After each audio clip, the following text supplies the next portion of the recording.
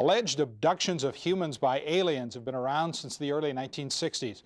Betty and Barney Hill, a middle-aged New Hampshire couple, were reportedly snatched up by aliens in a flying saucer and eventually had their memories blocked. Since their case was made public, thousands of others alleged abductions have been reported all over the world. Tonight, in part 6 of our series, UFOs, the Best Evidence, George Knapp provides an overview of the abduction experience. Reports of abductions by space aliens are perhaps the least credible aspect of the ET phenomenon. The stories are so unsettling, so far outside our realm of experience that the human mind can't easily absorb them. The evidence suggests, beyond any doubt, as far as I'm concerned, that we're being visited by some form of intelligence which is higher than ours, and some kind of technology which is higher than ours, and it is able to pick up human beings at will as objects of study, the way we might a lesser species. To admit all of those things as possibility, as a real possibility, is to be staggered. So we keep it at arm's length conveniently. Hopkins has done more first-hand work on abduction cases than anyone. He lectures all over the country, has written 2 best-selling books on the topic, created a foundation to help abductees, and has interviewed and investigated thousands of people who claim an abduction experience. There's an enormous number of people who have been through this experience and who are having recurring abduction experiences. I don't know how it operates on this scale. I don't know how they can do it, but they're doing it. Who are the abductees? Hopkins says they come from all walks of life, and because so many say they were first abducted as children, Hopkins and others believe the victims are chosen more for genetics than anything else. A university study of 225 alleged abductees found them to be above average in intelligence, self-sufficient, honest, and generally devoid of mental disorders. Is that someone there? You know, I see you. I'm seeing someone there. I don't think I like this. It's going fine. Get out! It's going fine. Away! Get away! Out! Get out!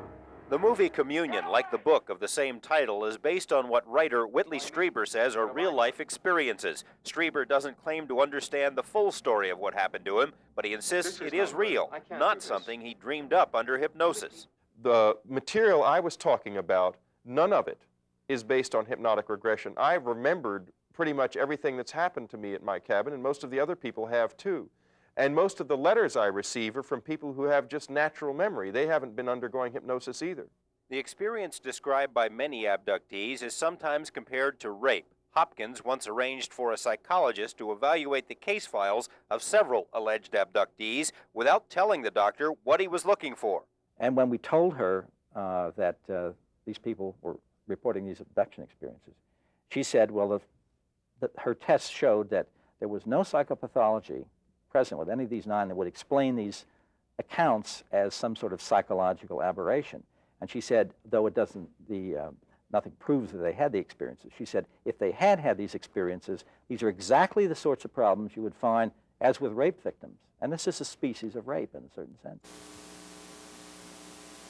And then I can't talk anymore, I can't yell anymore. And then one behind me pushes me up and starts pounding on my back. Pounding on my back. What do they want? What do you want from me? What are you doing to me? What do you want? I want to go home. Hypnotherapist Lane Keck has been contacted by dozens of alleged abductees from all over the country. While most proved to be wrong about their experiences, Keck has found 2 that apparently were not wrong. There's certain cases that I cannot disprove. And there are some who seem to remember clearly being abducted, going aboard a mothership, and being shown different things. And of course, there's no way to prove it. But what I can say is it appears, just appears, that they have had this experience or believe that they have had it. But Hopkins says there is frequently physical evidence to substantiate these stories. Often the victims discover unexplained cuts, scoop-like scrapes or scars, as if skin samples had been taken from them. Alleged UFO landing sites are sometimes found near the spots where abductions supposedly occur. The grass is killed. the soil is baked to a kind of rock-like hardness. And we don't know what does that, but there is a circle of absolutely dead grass and absolutely rock-like soil, which will not then support life.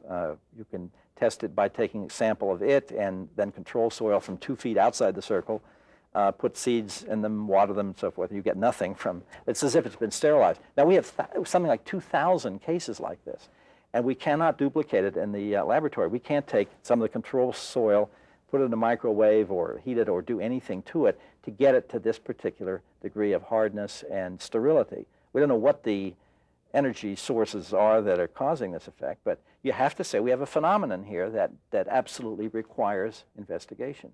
Regardless of this other evidence, the debate over abductions always seems to come back to the use of hypnosis, and with good reason. Tomorrow, we'll examine some of the problems associated with hypnosis and some alternative explanations for abduction experiences. We'll also update the investigation of what some have called the abductee murder case. George Knapp, Eyewitness News 8.